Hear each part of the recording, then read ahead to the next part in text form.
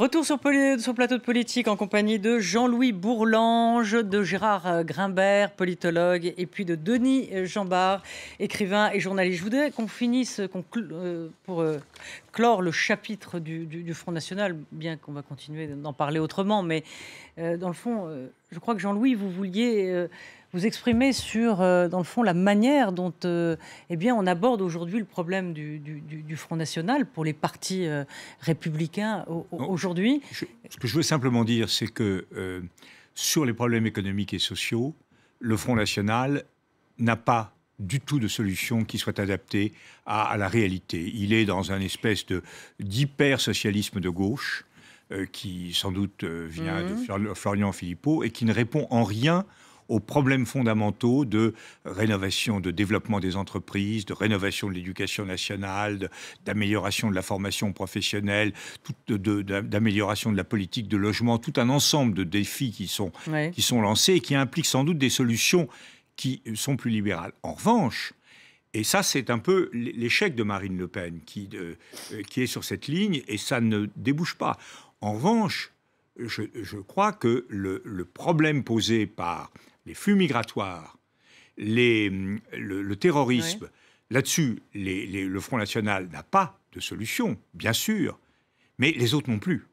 Or, c'est quelque chose qui est très fortement ressenti, et c'est pas étonnant que Marion Le Pen ait fait un meilleur score que Marine Le Pen, qu'elle ait progressé entre les deux tours, parce que c'est un défi que les Français veulent nous voir relever, et là, nous sommes très embarrassé. Mais est-ce que la problématique des réfugiés et des attentats et de la question identitaire n'a pas dominé dans les élections régionales et a supplanté, on va dire, l'aspect économique et social du Front National? Je ne pense pas dans le Nord, parce que dans le Nord, je reviens à ce que j'ai constaté, vous avez que simplement 13% de la population qui n'est pas originaire de la région. C'est une population endogène. C'est un milieu endogène.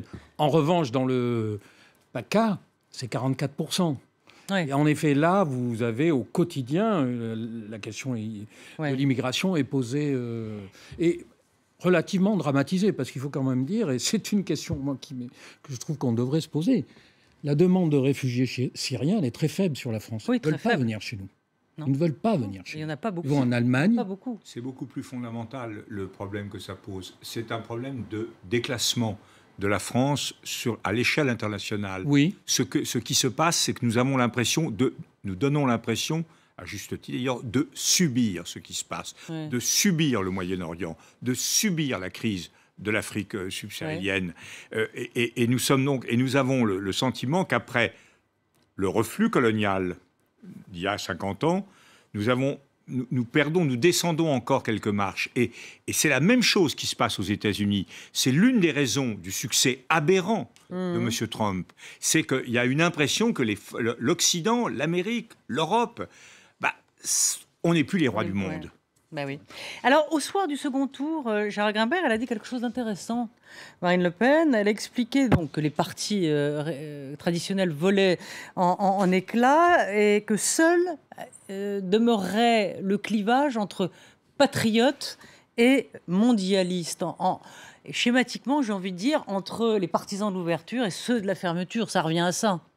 Oui, je crois. Et d'ailleurs, le problème, si vous voulez, c'est que les partis qu'on appelle aujourd'hui les partis de gouvernement ne veulent pas admettre, au fond, que la meilleure façon de se défendre par rapport à cette façon dont Marine Le Pen elle-même restructure, au moins idéologiquement, restructure le champ. Il y a nous et eux.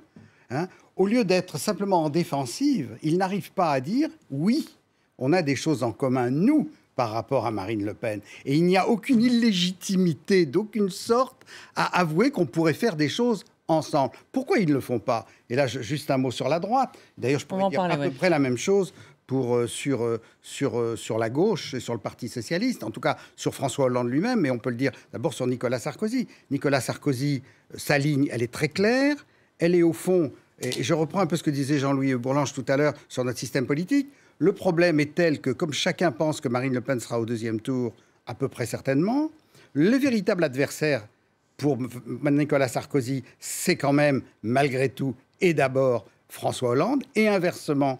Et donc la vraie guerre est entre deux, alors que, quand on vient de le dire tous les trois, Les programmes sont bien au-delà et nécessiteraient, au fond, une mise à jour de ce système politique qui est à bout de souffle. Mais vous verrez que ce sera très difficile aux gens du centre ou aux gens qui sont plus ouverts sur des rapprochements gauche-droite aujourd'hui, ce sera très difficile de battre la ligne de Nicolas Sarkozy parce qu'elle a quand même une logique forte.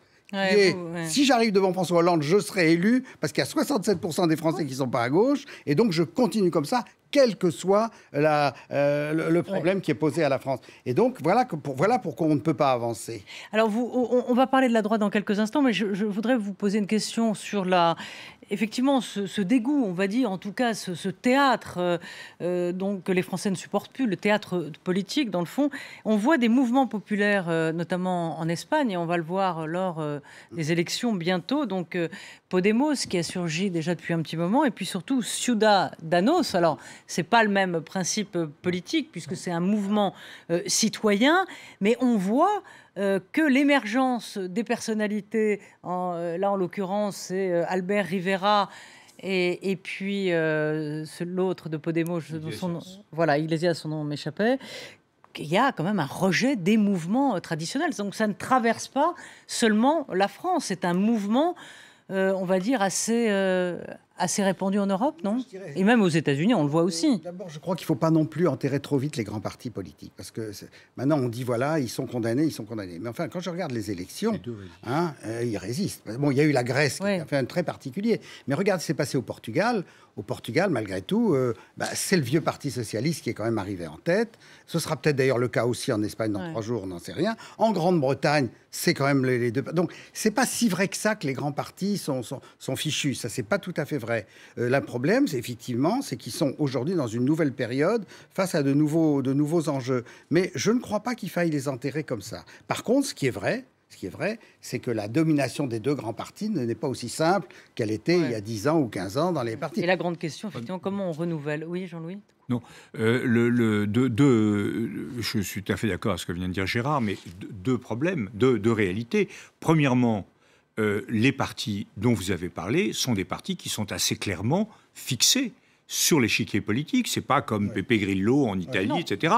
Ciudadanos, c'est un parti de centre-droit, c'est pratiquement l'équivalent de l'UDI ou du Modem. Enfin, ce sont des gens qui sont, comme on disait du temps de Raymond Barre, qui sont libéraux, mais c'est de la société civile. Européens. Oui, mais c'est la société civile. Alors, deuxièmement, le Podemos, c'est aussi un parti qui est très à gauche. Simplement, ils contestent, ils remettent en cause les partis traditionnels qui sont un peu fatigués, et ils ont un instrument que nous n'avons pas, qui est la proportionnelle. Ils frappent à la porte, mais avec la proportionnelle, ils rentrent dans la maison. Alors, on se penche sur le cas de la droite, et on en parle après avec les explications de Laure Wagner. Faut-il avancer la date de la primaire? Le débat est lancé chez les Républicains après leurs résultats mitigés aux élections régionales. C'est Luc Châtel, le conseiller politique de Nicolas Sarkozy, qui a ouvert le feu lundi matin en proposant d'organiser l'élection avant l'été. Alain Juppé a tout de suite manifesté son opposition, invoquant des raisons d'organisation. S'il s'agit de faire des primaires à la va-vite, avec 5000 bureaux de vote un peu bâclés, alors à ce moment-là, elles seront contestées. François Fillon aussi est totalement hostile à cette idée. De même pour Bruno Le Maire, qui doit officialiser sa candidature en 2016.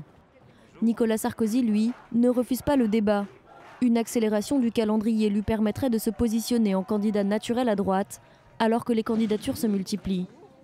Nathalie Kosciusko-Morizet, tout juste évincée de la direction du parti, a fait un pas en ce sens ce mardi. J'y réfléchis, j'y travaille, et c'est vrai que les événements des derniers jours m'ont conforté dans l'idée qu'il y avait des Français, des voix qui avaient besoin d'être entendues et représentées. Derrière la course à la primaire, c'est la question de la stratégie adoptée face au Front National qui se pose au sein du parti, où 2 lignes s'opposent. La ligne centriste et la ligne droitière. Le remplacement de NKM par Laurent Wauquiez semble faire pencher la balance de ce côté, mais les partisans d'un rapprochement avec le centre sont de plus en plus nombreux, comme le prouve le revirement de Christian Estrosi. L'ancien fidèle de Nicolas Sarkozy a remis en cause la stratégie du Nini après avoir été élu avec les voix de la gauche en PACA. Le président des Républicains a donc bien des raisons de s'inquiéter. Son leadership est de plus en plus contesté au sein même de son propre camp. Voilà, sans vouloir railler, 2 faits notables après les élections régionales à droite. NKM est viré et Christian Estrosi a mué en une sorte, face à Marion Maréchal Le Pen, à une sorte d'intellectuel de centre-gauche. Donc, c'est ce qu'on appelle un rôle de composition. Est-ce que... Non, mais c'est un peu court, jeune homme, comme dirait l'autre. Franchement, non, mais est-ce que la droite est à la hauteur, là, pour le coup Non, mais ces personnages-là, enfin, en tout cas, en l'occurrence, Estrosi, il faut quand même rappeler que c'était l'homme de la 5e colonne, quand même. Il était plus à droite que Marion Maréchal Le Pen sur ces sujets-là. Donc, mais il a pris un coup sur la cafetière. C'est en effet un rôle de composition. Pas très bien joué, d'ailleurs, au demeurant, et personne n'y croit, à mon avis. Il dit mais pour revenir à la droite... d'être plus à droite, ça fait monter le FN, quand même. Il le dit. Il le dit dans une interview cette semaine à Paris Match. Oui, mais il faisait exactement le contraire auparavant, si vous voulez, sauf qu'il peut. Mais pour revenir à la droite, moi, j'ai été frappé par le sondage TNS Sofres qui est sorti ces jours-ci. Et comme beaucoup de gens, moi, je croyais à l'impossible retour de Nicolas Sarkozy. Pourquoi ? Parce que je ne le regardais qu'à travers le rejet qu'il suscite.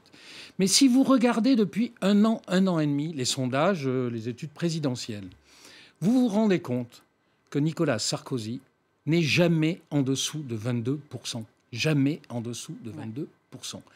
Comme Jacques Chirac, il a un socle absolument incroyable, solide, granitique, et ce sont des fanatiques compte tenu du rejet.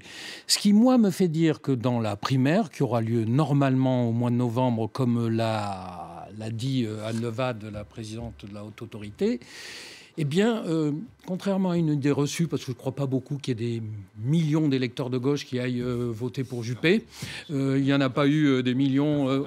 Voilà, ça c'est un fantasme. C'est un fantasme parisien, médiatique. Voilà, la bulle, ça n'existe pas. Voilà, c'est le baladurisme un peu. Et en réalité, moi je pense que plus il y aura de votants de droite, plus ça votera pour Nicolas Sarkozy. Mais vous êtes beaucoup à dire ça. Il a ces 22%. Et je me disais, mais il va être entamé par ces élections régionales, peut-être que ce socle va s'effriter. Eh ben non, dans les 2 simulations dans les 2 enquêtes TNS, on en est compte qu'il fait 26 et 24. Ouais. Vous êtes d'accord sur ce... Stratégiquement, il est très affaibli parce que sa ligne est absurde. Si on l'avait suivi, si les socialistes avaient suivi sa ligne du Nini, il y aurait 2 régions qui seraient au Front National. Donc sa ligne stratégique est absurde. Non, mais je n'ai pas fini. Oui, enfin, on n'en sait rien. On n'en sait rien. C'est peut-être un peu plus difficile, mais en tout cas, c'est quelque chose qui ne correspond pas à la réalité stratégique. Mais en même temps, sur le plan idéologique, il y a quand même une dérive à droite qui fait qu'effectivement, son tempérament autoritaire et les idées qui ne sont pas du tout les miennes, que je n'aime pas du tout chez lui, les idées de M. Wauquiez ou d'autres, anti-européennes, hyper souverainistes, hyper autoritaires, tout ça, c'est quelque chose qui ne me plaît pas, mais il faut reconnaître que c'est assez en phase avec une partie de l'électorat qui va voter. Donc, il est dans une situation un peu paradoxale. Et je crois qu'Hollande, c'est la même chose. Ils sont tous les 2 assez mal portants dans l'opinion publique. Ils ne sont pas aimés pour des raisons différentes d'ailleurs, mais ils sont, même si Hollande a une espèce d'embellie liée aux attentats, etc., il est assez profondément, il déplaît assez profondément à une grande partie du corps électoral. Et en même temps, ils sont l'un et l'autre dans des positions objectives stratégiques qui fait qu'ils peuvent réussir. Alors, l'inconnu, c'est Juppé. C'est que Juppé peut potentiellement cristalliser un électorat qui est un électorat, car je crois qu'au bout du compte, l'équilibre du pays est au centre droit. Il est passé en fait du centre-gauche au centre-droit. Ça a glissé, vous dites, donc, dans le point. Des sociodémocrates aux sociolibéraux. Et Juppé est parfaitement positionné pour ça. Mais il faut qu'il fende l'armure. Et manifestement, ce qu'on a vu dimanche, c'est que c'était encore un travail à faire. Je crois qu'il perd sur sa ville. Pardon ? Il perd sur... Enfin, c'est la gauche qui gagne sur la ville de Bordeaux, enfin, qui fait le plus de voix sur la ville de Bordeaux. Alors ça, oui, mais de la même manière, d'ailleurs, sur son bras droit, pour qui j'ai la plus grande estime, le maire du Havre, qui, là aussi, c'est pas la liste des Républicains. Enfin, le prédécesseur du maire du Havre a choisi Sarkozy. Est-ce que la recomposition, Gérard Grimbert, cette recomposition que voudrait Manuel Valls, enfin qu'il imagine peut-être, il se rêve peut-être en Tony Blair du New Labour, Manuel Valls, est-ce que c'est un piège pour la droite, cette recomposition ? Moi, je pense également aujourd'hui que, d'abord, il faut se rappeler, encore une fois, c'est très important, la gauche, c'est un tiers. La droite et l'extrême droite, c'est 2 tiers en France. Il ne faut jamais oublier ça. Quand même. Moi, ce que je pense, effectivement, c'est que ça va se jouer à nouveau, et pour les raisons qu'on a dites, droite-gauche, même si je pense que tout ça est fondamentalement contraire aux intérêts du pays et de cette recomposition. Fondamentalement contraire. National dehors.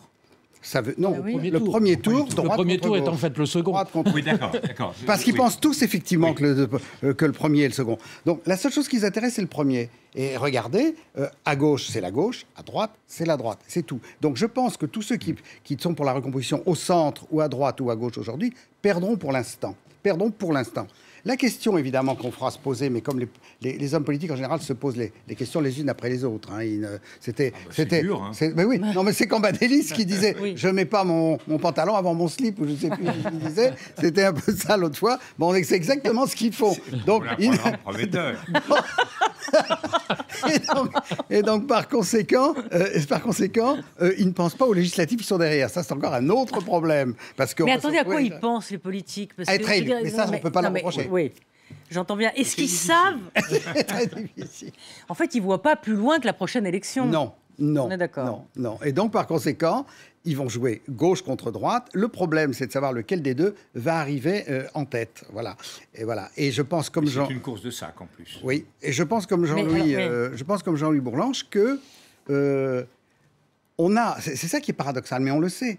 On a un système politique qui divise, alors qu'on a aujourd'hui une demande d'unité. On l'a vu dans les sondages, on l'a vu chez les Français, on l'a vu chez un certain nombre maintenant d'hommes politiques, de dire oui, mais il faut qu'on travaille ensemble, on s'en sortira pas. Mais le système, Jean-Louis le disait tout à fait au début, le système, lui, n'est pas fait pour ça. Le système, il est fait alors pour qu'est-ce qu'il faut inventer? Moi, j'aimerais comprendre ce qu'il faut réellement inventer. Il y a des problèmes institutionnels, il y a des problèmes de mode de scrutin, il y a aussi des problèmes de culture politique à faire évoluer. C'est ce qui commence peut-être un tout petit peu à se faire là, à dire mais courage, tout simplement. De courage. Je reviens à ce que disait Jean-Louis Bourlanges au début. Faisons les réformes et acceptons qu'un président accepte d'être enfin battu s'il a rénové le pays. Denis, ça ne marchera pas. Non, parce que Hollande, on voit, on a une élection à gauche, prenons la gauche. La gauche de la gauche, complètement dans le coltard, complètement échoué. Bon, les modérés, genre Le Drian, Triomphe, Rousset, etc., enfin, triomphe des modérés socialistes. Première déclaration de Cambadélis, il faut resserrer à gauche, pour la raison que vient d'indiquer Gérard, il faut resserrer à gauche, et Manuel Valls, il a intérêt à mettre cap à gauche. Non, mais alors, cap à gauche, ça veut dire pas de réforme, et Hollande va bénir tout ça. C'est directement inspiré par François Hollande. Pourquoi ? Quelle est la grande peur de François Hollande ? C'est d'avoir 2-3 candidats, une écologiste, etc. Et voilà. Et en effet, s'il y a ces candidats-là, plus Bayrou, si c'est Sarkozy, Hollande, il est sûr de ne pas figurer. Il lâche pas sa gauche. Certain. Le courage, c'est toujours dangereux. Je me rappelle ce que disait Edgar Faure un jour. On lui disait, mais président, ce serait la solution la plus courageuse. Et Edgar Faure disait, c'est certainement la solution la plus courageuse, ce ne sera donc pas la mienne. Non, mais... ils vont dire ça. Mais la question aussi pour François Hollande, c'est quelles seront les anticipations sur son échec. Si, à gauche de sa gauche, on pense qu'il va échouer, vous verrez, il y aura une floraison de candidats. Pourquoi ? Parce que tout le monde voudra prendre des positions pour la suite. Oui, mais attention. Attention. Je remarque 2 choses sur la gauche. Le premier, c'est que le Front de gauche est mort. Ça y est, boum, le Front de gauche est mort. Ça veut dire quand même que les communistes ont enfin compris, après de nouvelles années, parce qu'ils ne font que bêtise en bêtise, les communistes, depuis 30 ans.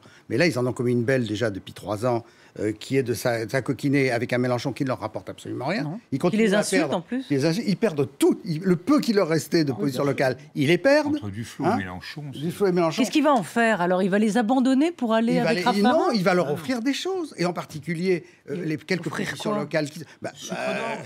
Sucre d'or. Rappelez-vous qu'aux dernières élections législatives, le Parti socialiste avait donné Bon, bah alors il n'y a pas de un certain nombre de sièges au vert. Soyez pas désespérés, Roselyne. Ils ont été payés de retour. Hein. Ils ont été bien payés de retour. Non, mais attendez, alors c'est de la vieille politique, tout, alors. Je pense que maintenant, on va recommencer à zéro. On recommence comme avant, on ne change rien. Mais le système le système est extrêmement prégnant, il est extrêmement prenant. Le système, Et alors, vous posiez la question, est-ce qu'on ne va pas changer? Il faut mettre un nom sous le « on ». Qui a les clés? Qui décide? Qui a les clés? C'est la seule clé. Celui qui a la clé, c'est François Hollande, et il a une seule porte, c'est le mode de scrutin. Or, apparemment, il ne veut pas s'en servir, et personne d'autre n'a la clé. Non. Ouais. Mais Manuel Valls, on sent que ça bouillonne. Comme oui, mais ça bouillonne. Non, mais c'est un petit taureau qui s'agit dans l'arène. Et je dis toujours, il y a une différence entre Manuel Valls, et qui va malheureusement perdurer pour lui, et Tony Blair. C'est que Tony Blair a pu prendre le parti socialiste anglais, le parti travailliste, avant de lancer ses idées, et en tout cas d'arriver au pouvoir. Le thème, c'était la modernité avant. C'est qu'avant qu'il s'empare du Parti socialiste sur ses idées, il y a encore du chemin à parcourir. Et c'est ce que lui a dit dimanche dernier Jean-Christophe Cambadélis. Il lui a dit zéro ton affaire. Et les socialistes, zéro. Mais alors, attendez. Parce que moi, je ne comprends pas. Quand au soir du second tour, Jean-Christophe Cambadélis demande une inflexion à gauche, alors que ce qu'on voit bien dans le résultat des élections régionales, c'est que c'est la gauche modérée, donc la ligne de l'exécutif, qui est validée. Oui. Donc il n'a rien compris. Non, mais il a très bien compris. Mais d'abord, ils veulent garder l'appareil. Il faut bien voir que les partis, c'est des êtres très particuliers. Le parti politique, celui qui dirige un parti politique, il veut d'abord garder le contrôle du parti. Bon. Oui, donc synthèse. Il faut partir de l'idée que les militants sont des versions aggravées des électeurs. Bon, ça, je te laisse la responsabilité. Je ne fais plus de politique. Oui, et donc on finissait, aller au bout de... Mais donc, aujourd'hui, le parti... Non, mais en plus, il faut bien voir que Cambadélis... Le modèle gauche-droite est quand même encore très prégnant dans la tête de tous ces gens. Donc, quelqu'un comme Cambadélis, en dehors même, il ne faut pas lui dire simplement, voilà... Je crois que profondément, ces gens ne voient pas les choses autrement que ça. Quand le Parti communiste ferait plus que 0,5%. En France, on continuera encore à dire qu'il faut s'allier avec le Parti communiste. Parce que c'est dans les têtes aussi, ça. Dans les têtes, c'est que depuis le congrès d'Épinay, tout ce qui est à la droite du PS, c'est affreux. Et on l'a vu d'ailleurs, même François Hollande, rappelons-nous, lorsque Bayrou lui a fait quand même quelques avances, comment il l'a envoyé promener. Donc, on est toujours... Et à droite, c'est pas... En plus, à droite, Sarkozy est convaincu, peut-être à juste titre, que sa ligne est quand même la meilleure pour l'emporter électoralement. Ce qui est très possible, soyons justes, c'est très possible. Je pense que les résultats des régionales le confortent dans son raisonnement en raison des deux régions Alors, où les listes étaient dirigées par des UDI. On pourrait dire au même temps... Je ne dis pas qu'il a raison, mais je pense que ça l'a... Oui, peut-être. Autant je trouve que Calmels, ce qui s'est passé à Bordeaux est significatif, autant je trouve que c'est-à-dire qu'il a fait un mauvais score sur une ligne très modérée, autant je trouve que la façon dont on ne peut pas analyser sociologiquement l'échec de M. Vigée et de M. Sauvadet, ce sont des listes LR, UDI complètement imbriquées, c'est autre chose. Oui, non, mais je suis d'accord avec vous. Mais, comme le succès de Morin, d'ailleurs, qui n'est pas un succès UDI, qui est un succès néanmoins comme ça, tout de suite, enfin, d'après ce que j'ai entendu. Voilà. Bon, alors la grosse coalition, c'est pas pour demain, à l'allemande. Non, mais il y a l'espagnol. Encore une fois, le problème, c'est qu'ils n'ont pas encore tous bien compris en un mot qu'on est face à un phénomène historique dont ils n'ont pas encore mesuré l'ampleur, et qui est l'islamisation de l'islam. Et la montée des partis populistes. L'islamisation de l'islam, c'est une bonne formule. C'est bien, ça. Merci à vous. Merci Jean-Louis Bourlange, merci Gérard Grimbert. Donc, vous venez d'écrire Napoléon Bonaparte, le noir génie, aux éditions du CNRS. Et puis, Denis Jambard, vous écrivez dans cette revue très intéressante qu'on aime beaucoup, d'Éric Fotorino, le 1. Merci Jean-Louis Bourlange. Puis vous, Jean-Louis Bourlange, moi, j'écris pas, c'est ça l'avantage. Partout dans le point, partout. Merci à Laure Wagner et merci à toute l'équipe technique. À très vite. Merci.